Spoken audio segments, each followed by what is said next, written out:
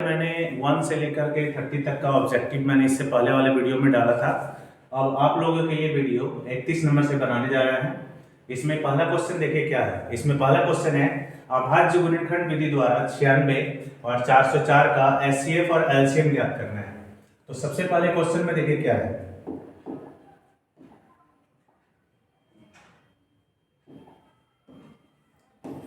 सबसे पहले है अभाज्य गुणनखंड।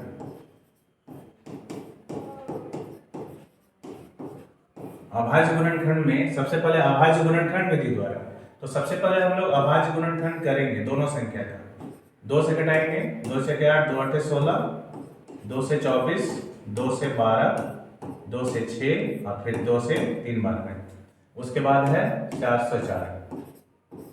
इसको भी सूत्र घटाएंगे, 2 दूनी 4, 2 से 101 और कोई संख्या से नहीं कटेगा। तो अब हम लोगों को निकालना क्या है। हम लोग को निकालना है 96 का, पहले लिख लेंगे हम लोग 2 गुना 2 गुना 2 गुना 2 के तो है 1 2 3 4 5 और गुना हो जाएगा 3। उसके बाद है 404 का, तो 2 गुना 2 गुना 101। तो हम लोगों को निकालना है पहले एचसीएफ। एचसीएफ में क्या है, जो मिलता है आपका वही आंसर होगा, ये दोनों। तो ये दोनों हो गया 2 गुना 2 बराबर 4। और एलसीएम, एलसीएम में क्या है, जो आपका मिला पहले वो आप रख लीजिए और जो नहीं मिला उसको भी रख देना है। यानी 2 गुना 2 गुना 2 गुना 3 गुना 101। इसी को आप गुना कर देंगे, आंसर आ जाएगा। ठीक है, अगला क्वेश्चन 32 नंबर। 32 नंबर में क्या है, करे अब वह द्विघात बहुपद ज्ञात कीजिए जिसके शून्यकों का योग और गुणनफल 3 और 2 है। तो -3 नहीं है, 3 और 2 है। वह द्विघात बहुपद ज्ञात करना है जिसके शून्यकों का योग और गुणनफल 3 और 2 है। तो अगर हम शून्यकों का योग लिखेंगे, याद रखना है आपको, द्विघात बहुपद में शून्य का अल्फा और बीटा को कहा जाता है। ठीक है, तो यहाँ शून्यकों का योग का मान है 3 और शून्यकों के गुणनफल का नाम है 2। हम लोग को निकालना है द्विघात बहुपद। तो यहाँ लिखेंगे हम लोग द्विघात बहुपद। तो द्विघात बहुपद का सूत्र होता है, द्विघात बहुपद का x² alpha plus beta x alpha into beta. ठीक है, तो यहाँ पे x² तो होगा ही, alpha plus beta. Alpha plus beta का मान हो गया 3x और अल्फा इंटू बीटा का हो गया 2। हो गया नंबर 33। क्वेश्चन नंबर 33 में है, कह रहा है कि त्रिभुज ABCDEF समरूप है। 2 त्रिभुज है,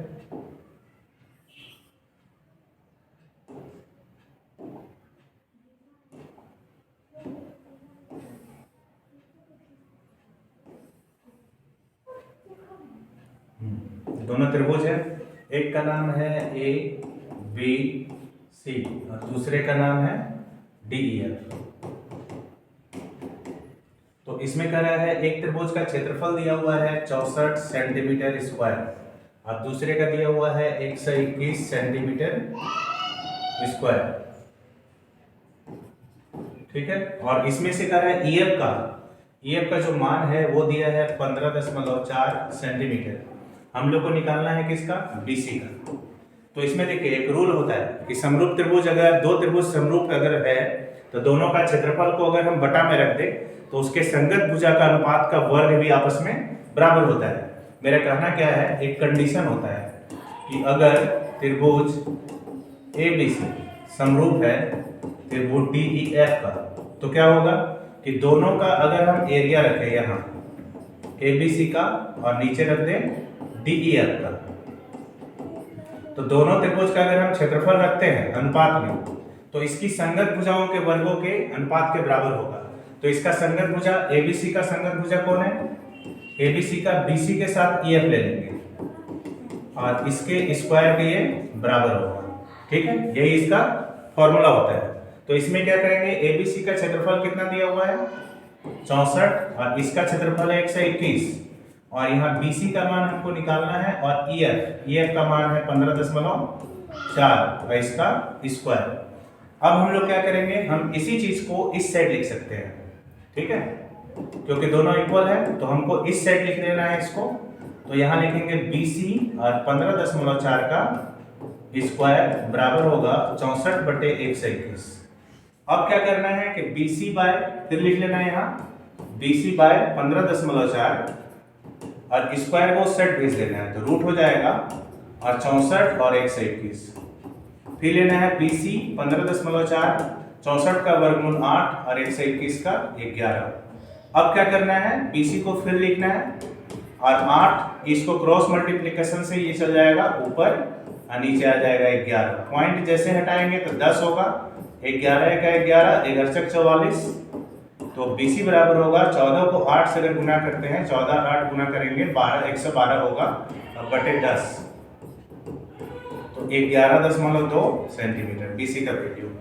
ठीक है, तो ये कंप्लीट होगा। तो इसमें आपका मेन फॉर्मूला यही है कि दो त्रिभुज अगर समरूप होता है तो दोनों त्रिभुजों के क्षेत्रफल का जो अनुपात होगा वो इसकी संगत भुजा, जो भुजा दिया रहेगा ये रहेगा, तो इसका भुजा कैसे संगत हम लोग लेंगे।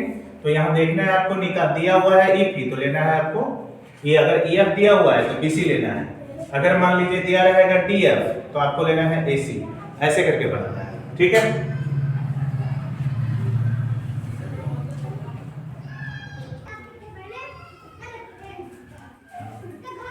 क्वेश्चन नंबर 34 में देखिए। 34 में कह रहा है एक्स अक्ष पर वह बिंदु ज्ञात कीजिए तो 2 -5 और -2 9 से समदूरस्थ है। तो कह रहा है एक्स अक्ष पर, याद रखना है सबसे पहले एक्स अक्ष पर मान लेंगे, माना एक्स अक्ष पर बिंदु, जो बिंदु दिया हुआ है उसको हम लोग मान ले लिए A। तो याद रखना है कि अगर एक्स अक्ष पर कोई भी बिंदु लेंगे तो x का तो वैल्यू होगा लेकिन y का वैल्यू होगा 0। तो यहाँ लिखेंगे हम लोग x और 0, ये बिंदु x अक्ष पर बिंदु है। तो अगर हम इस पॉइंट को हम यहाँ A से डिनोट करेंगे और इसका जो मान है वो है x0। ये कह रहा है दो बिंदुओं से समदूरस्थ है, मतलब एक बिंदु यहाँ अपने से B और C ले लेते हैं, इन दोनों की दूरी आपस में बराबर है। तो B का पॉइंट का मान कितना दिया है, 2 और -5, ठीक है, और C का मान दिया हुआ है कितना, -2 और फिर 9। तो प्रश्न से कह रहा है दोनों समदूरस्थ हैं, प्रश्न से AB और AC आपस में बराबर है। तो हम लोग जानते हैं कि दूरी सूत्र जब भी लिखते हैं तो उसमें रूट आता है, और ये रूट के रहने पर हम लोगों को बनाने में थोड़ा सा दिक्कत होगा, तो उस रूट को हटाना पड़ेगा। तो रूट को हटाएंगे तो कैसे हटाएंगे, तो दोनों तरफ अभी ही वर्ग कर देंगे। तो लिखेंगे दोनों तरफ वर्ग करने पर, तो वर्ग करेंगे तो होगा AB स्क्वायर बराबर AC स्क्वायर। तो AB स्क्वायर में कौन सा लेंगे, इसका मान।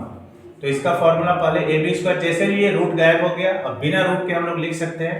तो इसका 2 है, एकदम सिंपल है, 2 में आपको घटा देना है, x का स्क्वायर कर देना है, और उसमें हो जाएगा -5 में 0 का स्क्वायर। AC का उसी तरह लेंगे, -2 में घटा देंगे x का स्क्वायर, और यहाँ 9 में घट जाएगा 0 का स्क्वायर। अब सॉल्व कर देंगे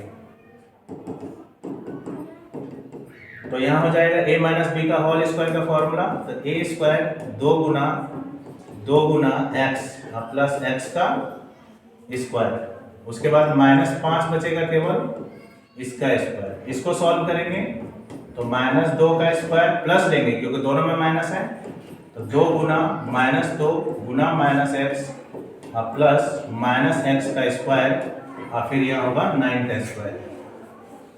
अब इसको सॉल्व करेंगे तो 2 का स्क्वायर हो जाएगा 4, उसके बाद 2 दूनी 4x प्लस हो जाएगा x स्क्वायर, और उधर होगा 5 का स्क्वायर 25 बराबर, उस साइड होगा 2 का स्क्वायर 4, फिर होगा 2 दूनी 4x, फिर हो जाएगा x स्क्वायर प्लस हो जाएगा 81, 9 का स्क्वायर 81।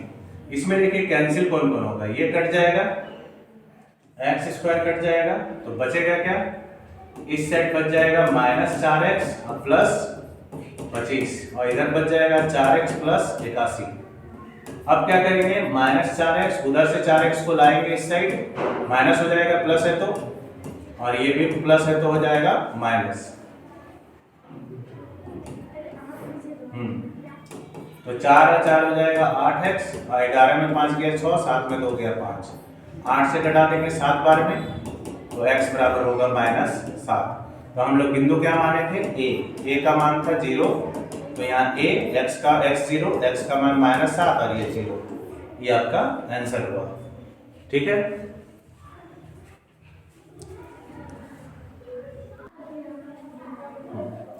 क्वेश्चन है 2 tan स्क्वायर, क्वेश्चन नंबर 35 में है 2 tan square 45 degree, sin square 45 degree plus में माइनस cos स्क्वायर 45 डिग्री। तो इसके लिए आपको मान सारणी एक तो याद करना होगा, मान सारणी से आप मान को रख सकते हैं और उसी से आप सवाल बना सकते हैं। तो सबसे पहले अगर आपको मान सारणी याद है तो अच्छे से पहले इसका मान लिख लीजिए। tan 45 का मान होता है 1, sin 45 और फिर cos 45, दोनों का मान होता है 1/√2। तो फिर अब इन दोनों का मान हम सवाल में रखेंगे। तो 2 tan 45 का मान 1 का स्क्वायर प्लस sin 45 का मान हो जाएगा 1/√2 का स्क्वायर माइनस 1/√2 का फिर स्क्वायर। हम देख रहे हैं कि दोनों प्लस माइनस में बराबर है, तो दोनों कैंसिल हो जाएगा, तो केवल बच जाएगा आंसर 2। क्वेश्चन नंबर 36 का देखिए। 36 में एक बिंदु A से वृत्त की स्पर्श रेखा की लंबाई 4 सेंटीमीटर है और A से केंद्र से दूरी 5 सेंटीमीटर है, तो वृत्त की त्रिज्या ज्ञात करेंगे।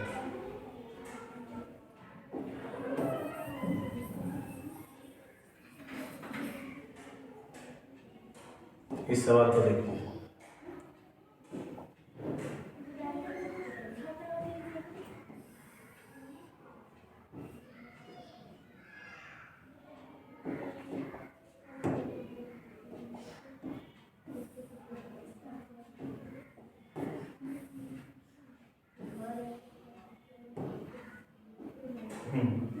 क्वेश्चन नंबर 36 का एक बिंदु A से वृत्त की स्पर्श रेखा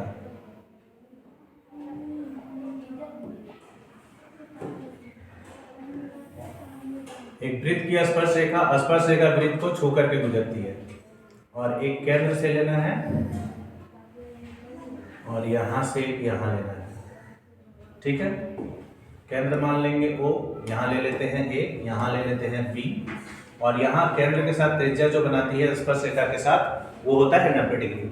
तो क्वेश्चन में कह रहे हैं एक वृत्त से स्पर्श रेखा की लंबाई है 4 सेंटीमीटर, इसकी लंबाई है 4 और एक केंद्र से और एक ही केंद्र से दूरी 5 सेंटीमीटर। एक बिंदु A से वृत्त की स्पर्श रेखा की लंबाई हम लोगों को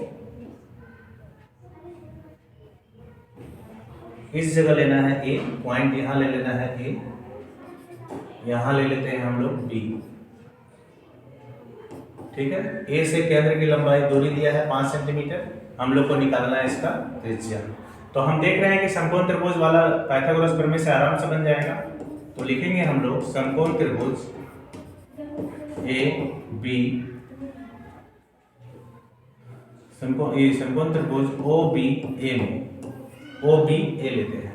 तो मेरे पास देखिए आधार है, कर्ण है, ये लंब नहीं है, तो बस पाइथागोरस प्रमेय लगाना है।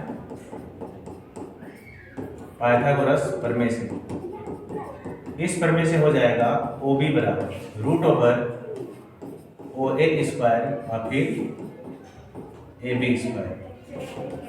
OA का मान हो जाएगा 5 का स्क्वायर और फिर 4 का स्क्वायर। 5 का स्क्वायर हो जाएगा 25 और 4 का हो जाएगा 16, घटा देंगे तो होगा 9, 9 का वर्गमूल 3। यही है, इस तरीके से आप इसको आराम से बना सकते हैं। ठीक।